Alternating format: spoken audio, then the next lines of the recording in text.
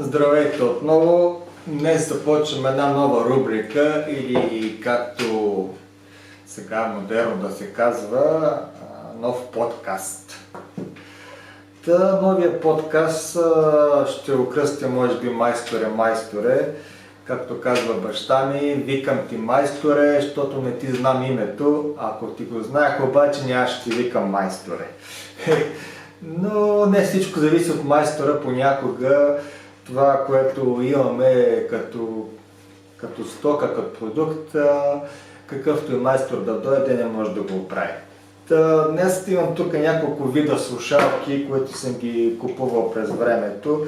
Така обичам да имам големи слушалки, не такива, да си завират в ушите и само ти пищат, нямат никакъв хубав звук. За да има хубав звук, трябва да има голям такъв обем, който да прави вълни и да може да направи хубав звук. Така според мен сега с малките слушалки, колкото да ги фалят бас, там това, за мен не са чак толкова добри. Има и хубави, но те са на цената на тези, а да си завираш нещо в ушите и после да чистиш калта от него, не го разбирам. Както и да е. Да се върнем на темата. Последните слушалки, които купих, са на Marshall.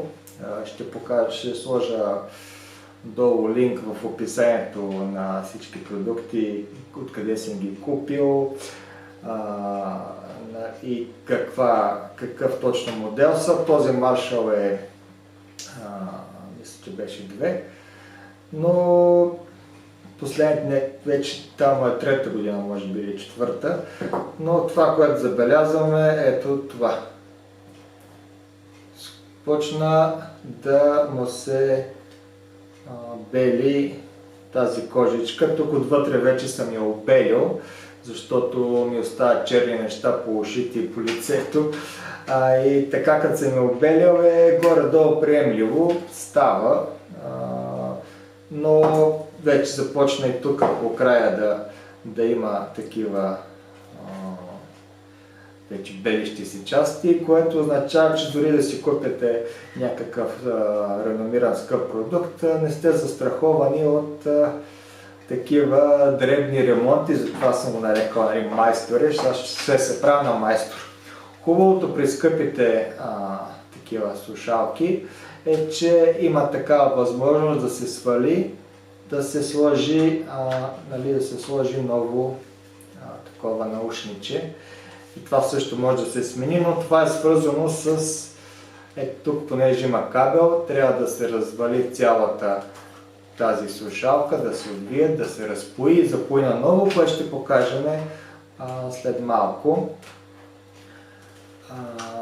И сега ще разкажем за другите слушалки. Тук имам 15 или може би 20 годишни слушалки на Philips, които имат кожичка, имат и мекичко и нищо не е мръднало. Но това беше преди 20 години. Вече такива слушалки не се правят. Тези даже съм ги счупил, защото са много корави. Тук тези слушалки имат вътре метална лента, която може да се огъне и да се направи спрямо колкото искате главата. Да, има такива регулации, но ако няма вътре лента, която да може да се огъне да стопори, ще ви притиска главата. Тези слушалки стари Philips съм ги лепил с силикон, с канколит, но все още работят и все още нищо няма. Но са такива по-евтинки и не такъв хубав и качествен звук. Другите слушалки, които също съм купил преди 4-5 години, може би повече, са на Pioneer, диджейски слушалки, DJ 500 ли бяха, ще напиша долу кои са. Те също се обелиха, тези тук съм ги изчеграл плътно с ногти и вече не са черни, не са такива черни, а са сиви станали и вече вършат работа, но пък тук почна да лепка тази гумената част, която пак трябва да се сменя. Проблема на тези слушалки е, че няма резервни части и не може да се подменят, така че тук ремонта съм го направил с обелване и някой ден ще сваля тази лепкава черна маса, която тук се е получила. И най-новите ми последни слушалки търсих в България. Почти никой не предлага такива наушници резервни. Даже не можах да намеря в нито един сайт. Затова тук съм си поръчал от AliExpress. Идва цял комплект с горна част и две наушничета. Ще сложа линк долу, откъде съм ги купил. И тук ремонтът е много лесен. Штрак отваряме, слагаме и правим същото от другата страна. Штрак. Гледаме тук тази сгъвка да бъде най-отдолу, да се получи така да е красиво. И ето долната ни част вече сме я ремонтирали, така да се каже. Майстора се свърши много хубаво работата. Но сега трябва да сменим тази част, която е по-трудна, свързана тук с разглабяне, запояване и препояване и така. И това ще го покажем след малко. Който остане до края на клипа, ще разкажа как аз избирам принципно стоки, какъв е моя житейски опит и принципи на покупки и избиране на стока, такава пример. И така сега ще си почваме да го разглобяваме това. Ето тук имаме едни диджейски слушалки, които също съм им обелил всичко, цялата кожа. Може да се види тук каква е била предишната кожа, беше така черна и мекичка, но с течение на времето ето продължава да се бели. Съм обелил всичко и сега няма кожичка, но все още могат да се ползват. Да, естествено, тук може да се свали цялата това, но не намерих никъде резервни части за тези слушалки. Той никой не иска да произвежда такова, защото по-лесно да купи слушалки и ги продаде, отколкото резервни. Тези Philips са много стари, тук съм ги лепил с канкунлит и понеже не се държаха много здраво, 2-3 пъти съм ги лепил с канкунлит, не ставаше и съм ги напълнил с такъв силикон от пръчка с пистолет и вече са окей, но самите слушалки вече не вадят такъв добър звук, пък и трябва време на време да се сменят. Също така, ето тук имаше кожичка, която съм обелил и така могат да се ползват без проблем. Като ги обеля, става едно такова грозно, то не че това е хубаво. Същото е положението и тук по този край. Също се бели, падат парчета, доста неприятна работа. Тук отвътре няма проблем, но отвънка е положението трагично. Ето какво се получава.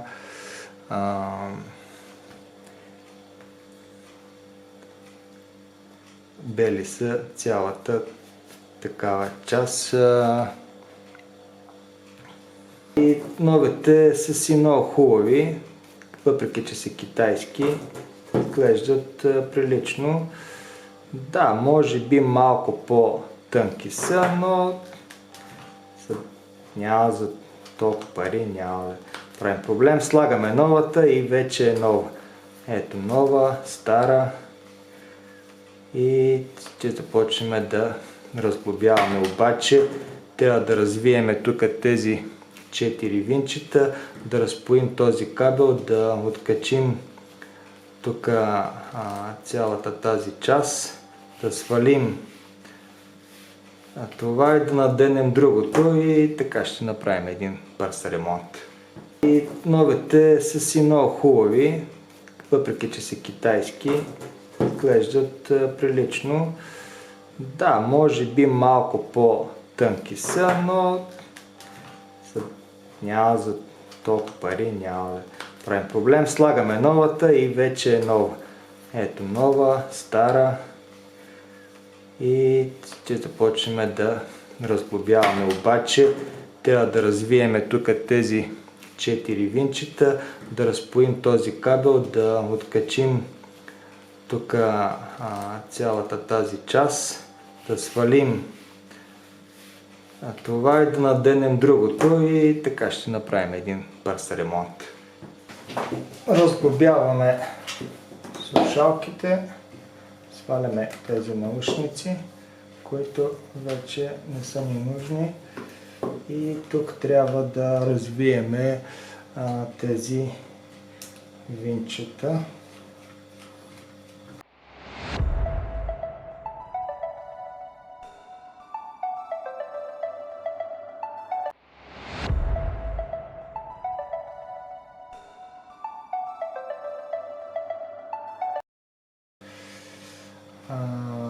Да, обаче сме отворили сме тази слушалка, която е с управлението и батерийката. Затова ще сглобим и ще отворим другата, защото тук е много кабели за припояване. Тук обаче не се вижда къде са дупките на винчетата. Това нарочно направено, за да не си играе всеки, но ето ние лесно намираме къде е дупката и след това естествено отвиваме винчето.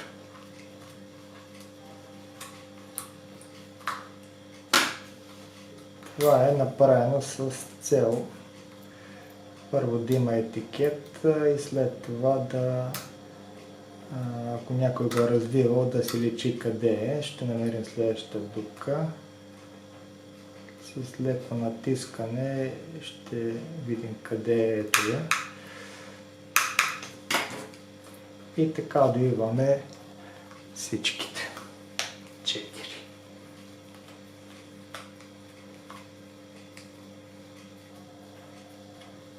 Естествено може да махнем с тази хартийка, но аз ще я запазя.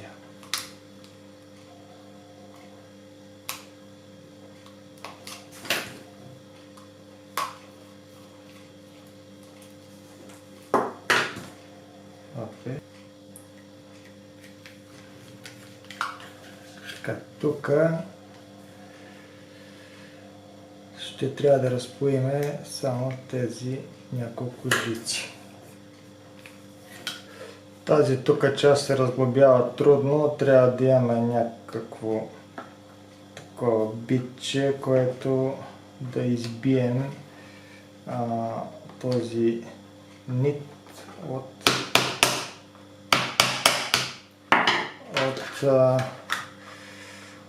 дупката и след това вече излиза. След това обратно ще го набиеме. Тук го държат ето тези неща и вече сме разглобили слушалката. Сега остава да разглоба, да развия винчетата, да разпоя и запоя отново кабелите. Неприятното тук е, че имаме твърде много кабели, които трябва да се разпоят и запоят отново. Затова ще взема телефона или фотоапарата и ще снимам как в момента са запоени, за да мога да ги разпоя, да не се окаже после, че съм ги запоил грешно. Виждате, тук тази планка ще я махна, после мъчи сме. Така, да става настрани и всичко това трябва да се разпои и запои наново.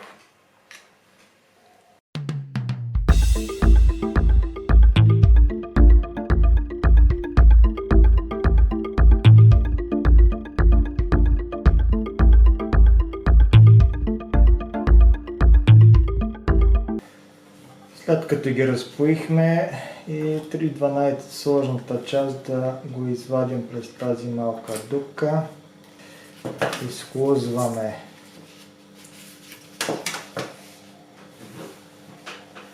изхлузваме вече старата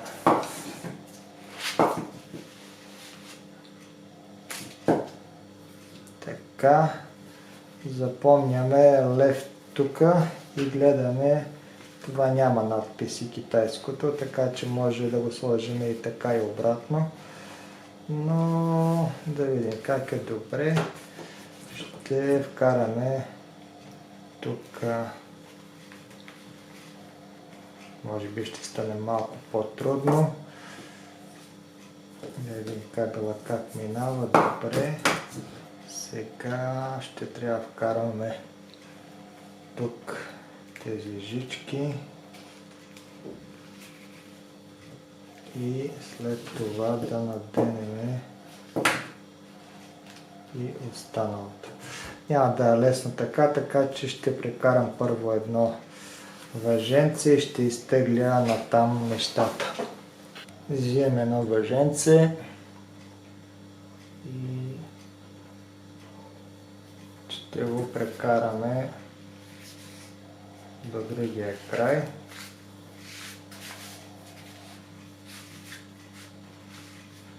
Ще го изтеглиме. И сега ще вържа един възел тук, за да прекарам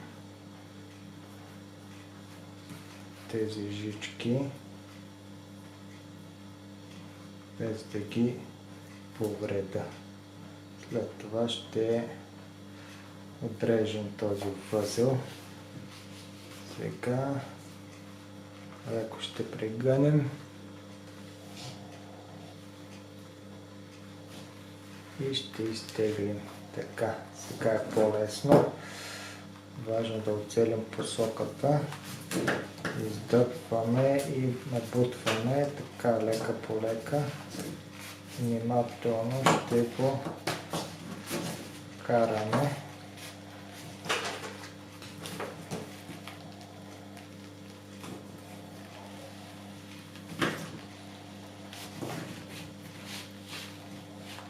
И ето вече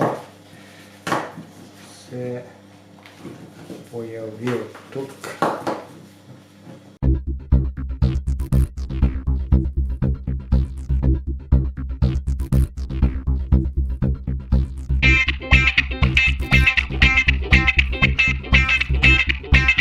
Започваме да запояваме.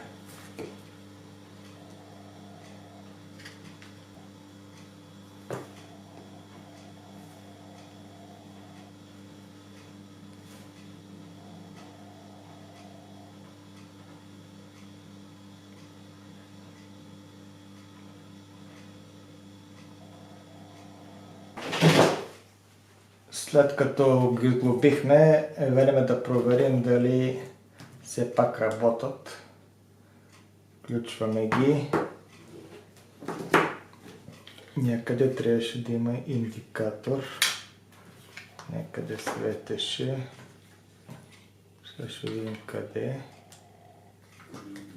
Ето тук беше. Така, за сега работи. Сега да видим дали ще се свържат с така и да пуснем някаква музичка. Пуснем вече Звездни войни.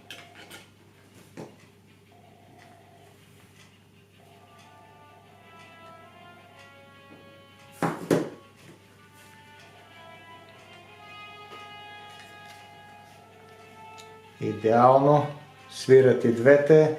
Сега остава да сглобиме и да си направим чисто новите слушалки. Да, чува се. Добре.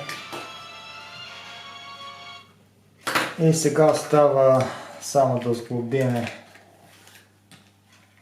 как точно беше.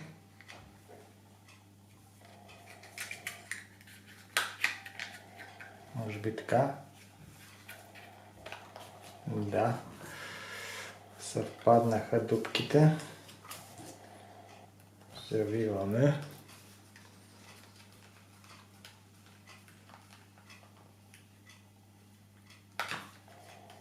Правяме скъсаната дупка, въпреки че все едно то няма да се вижда.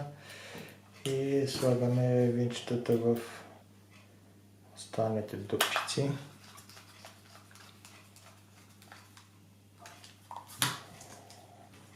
Така, в тази.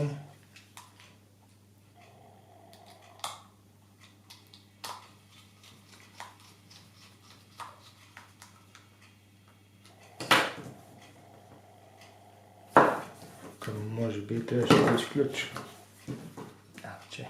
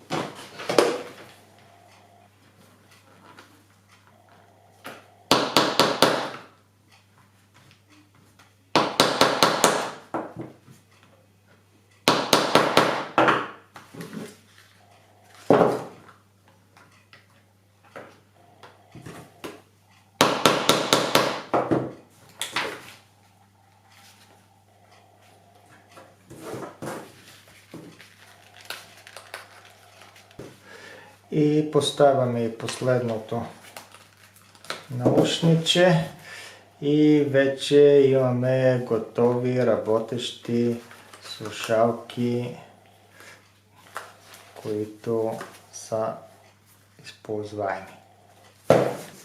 И така, след като направихме нашите слушалки, вече са перфектни, чисто нови. Чисто нова кожичка, ще видим колко години ще изкара, надявам се поне 2 до следващото. Много добре се получи. Оригиналната такава кожичка отгоре има надписи, пише дясно-ляво, нали, над други такива. Тук тази меката част отвътре малко е по-различна, но съвсем малко. И друга разлика, каквато виждаме, тук е малко по-изпъкнало, отколкото тук. Но за толкова пари, както казват хората, толкова. И вътре не е чак така мека кожичката като оригиналните, но поне са красиви, не са такива обелени и грозни. Който остана до този момент на видеото, сега ще разкажа аз как пазарувам такива уреди, нещо като принцип да ви кажа, който вие, ако искате, спазвате, ако не, нали, както вие решите, но винаги винаги преди да купите нещо, трябва да имате бюджет. Трябва да се определите колко пари може да дадете за примерно тези слушалки. Решавате 100 лева, 100 лева, отивате и гледате. Не трябва да се превишавате бюджет, който сте определили изначално. Да, могат да ви харесват такива слушалки за 300 лева, окей, но трябва да имате предварително събрани тези пари. Всъщност, когато купувате такива стоки, е хубаво да имате събраните пари. Стока до 3 ваши брутни заплати не трябва да взимате кредит. 3 брутни заплати, т.е. 3 заплати взимате и трябва да искате да си купите нещо, примерно взимате 1000 лева заплата, примерно говоря, искате да си купите нещо за 3000 лева, примерно телевизор или няколко неща може наведнъж, но трябва да се събрали тези пари, трябва да ги имате в брой. В никакъв случай не се изкушавайте да взимате стоки на изплащане. Това винаги оскъпява нещата. Вие, ако не може да съберете 3 ваши заплати за една година, изобщо не трябва да си купувате такива стоки. Така, ако ще купувате апартамент, там цените 200-300 хиляди лева, там вече други са нещата, там без заем според мен, ако не получавате твърде голяма заплата или нямате някакво наследство и пари, няма как да минете, там е окей. Но за стоки до 3 ваши брутни заплати препоръчвам ви горещо, не взимайте заем. Сега виждам, че взимат заеми за под 100, по 200 лева, после връщат 300-400. Защо? Трябва да ги спестиш първо. Ако не можеш да ги спестиш, тази стока не е за теб. Живей си живота, яш, пий, весели се и това е. Така, друго по отношение на стоките. Никога не си взимайте най-евтиното или най-скъпото. Сега има варианти, ако нямате пари, взимате под 1000 лева, минимална заплата, няма как си позволите, взимате най-евтиното, което може да си позволите. Това там няма какво се дискутира. Втория вариант, имате пари за риба, пипат, пачки, тук чували, имате много, да си чуете какво ги правите. Купете си най-хубавото и най-скъпото. Окей. Но пак не виждам смисъла да си купите най-скъпото, не е сигурно, че най-хубаво. Когато аз отивам да пазарувам, взимам някакъв среден клас. Или средния, или малко над средния, но никога най-високия клас. В най-високия клас са някакви екстри, които евентуално ще ги ползвате веднъж годината или веднъж на високосна, както се казва. Почти няма да ги ползвате. Някакви глезоти, може би има някакъв малък процент, който има полза от него, но в повечето случаи малко над средния ценови диапазон е златната среда и такава стока най-добре да купите. Естествено, първо четете ревюта, четете характеристики, сравнявате между няколко производителя, между различни функции, които ви трябват и пускате търсене на стоката и пишете отзад проблеми. И тогава излизате ни статии, прочитате там 5, 6, 10 страници с какви проблеми има. И решавате, тогава трябва да помислите колко проблеми има самия продукт и дали има някакви оплаквания от клиенти. Обикновено не трябва да четете най-крайните мнения и най-положителните също не трябва да четете. Нещо по средата трябва да имате мнение, който някой обективно се е изказал, който е ползвал продукта и може да каже някакво обективно мнение за него. Това е важно и да отсеете дали този продукт има такива съществени проблеми и дали ще се налага да го ремонтирате. До сега да чукна на дърво, както казват, не на дърво, не на глава, на дърво без пирон. До сега нямам такъв уред, почти нямам, има един-два, които си ги купих, така знаех, че не са добра покупка, но нямам уред, който да е отказал да работи. Естествено, се налага от време на време някакви дребни ремонти. Реалната си ме ремонтирал 2 пъти и си ми сменял помпа, т.е. 3 пъти и 1 път се беше задръстил казанчето, но в общи линии всички уреди, които съм купил по тия принципи, до ден днешен работят.